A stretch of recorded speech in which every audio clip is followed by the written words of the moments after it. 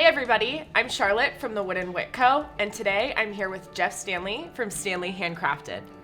Not only is Jeff an amazing resource for educational videos on YouTube and educational information on Facebook, but he also owns his own candle making business. Today, Jeff's going to be sharing his insight on how to price your candles. Pricing candles is definitely something you want to pay attention to, something that you really want to take a lot of time to really make sure that you do it right. Not only to keep yourself competitive, but to make sure that you're set up well so that you can compete with wholesale, private label, retail, and most importantly, so that you make money. For some people, candle making is a hobby, it's a fun DIY project, but if you want to start your own candle making business, you definitely need to spend a lot of time and thought into your pricing so that you can be sure you're setting yourself up to make a profit. That can include free shipping down the road, a marketing budget, any advertising that you want to do. So this is a really important aspect of making candles is understanding your pricing. Yeah, absolutely, because a lot of this stuff, the pricing, like you just said, with marketing, with free shipping, with anything like that, all of that is going to come basically out of the profit margin of your candles. So making sure that those are set right is basically just going to set you up for basically future success. Because if you start out with them wrong, it's hard to raise your prices down the road once you get going and once you have a following. Always easier to lower your prices than to raise them in the future. Absolutely. So Jeff, tell us a little bit about how you would go about figuring out what your costs are on a candle. Well, the basic formula, which I tell everybody to start out with just to see what your kind of initial price is going to be, is basically to go through and calculate everything. And there's some calculators out there that will kind of break down everything for you. Find out how much your wax is per ounce, how many ounces you're putting into each candle, how much your shipping is to get all those supplies to your house, the wick cost, the label cost, your driving around cost. You can factor in like electricity and everything like that also, but basically find out what your base minimum cost is just to make a single candle or a single batch of candles. And the typical formula is once you find out your cost, wholesale is ×2. So say you make a candle for $5, wholesale is going to be $10. And then retail is going to be ×2 on top of that. So if your cost is $5, wholesale is $10, retail should be 20 or more. And you definitely don't want to go lower than that because you start eating into your own profit margins. And then of course it goes well past that also. Yeah, I mean, that's a really awesome, simple formula to use. So 2 times your cost wholesale, 2 times your wholesale cost for retail. Great starting out formula, good place to begin.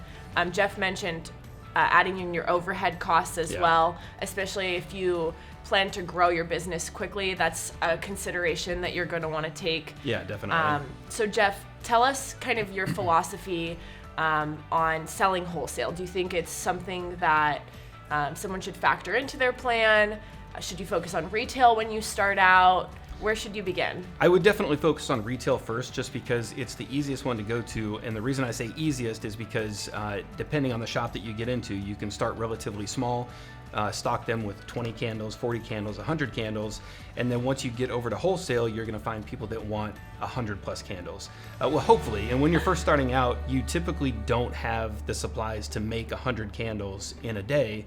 So starting out smaller, retail, smaller shops, boutiques and stuff like that, where they're going to stock 20 candles, 40 candles, is just easier to start out with. And then once you kind of gather some gear and you can produce a couple hundred candles in a weekend, then it's a good idea to start wholesale because you'll be able to supply them.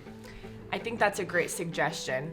One other point that I want to touch on are your labor cost. So the difference in cost to make 1 candle versus 50 candles, your labor cost obviously isn't going to increase times 50 to make 50 candles. So for somebody who's just starting out, do you suggest they price their labor based on making 1 candle at a time or making a whole batch? I would definitely go more towards a whole batch just because making 1 candle, it's going to seem like it costs a lot more because your setup time is going to be the same as 50 candles.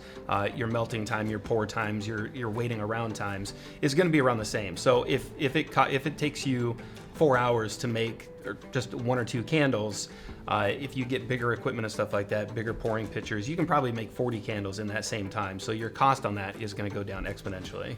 That's great advice. So along with just the technical information on calculating your costs, how to mark up your candles, there's also another consideration that you need to think about, which is what is your market and who are you selling your candles to? So you may be selling to somebody who really cares about getting a lower price candle and feeling like they got a good deal, or your market may be somebody who doesn't care so much about costs and they're looking for a really high quality product. So when you're pricing your candles and when you're even starting out to figure, do I want this jar or do I want this jar, or what type of fragrance do I want to use, make sure that you first determined who your market is. Absolutely. That can be based on what type of person you want to sell to, whether your candles have natural positioning or luxury positioning or low cost positioning, and where are you going to sell them. So that's a big one right there, and I'll throw in, based on the area that you're in, just take a look around the small shops.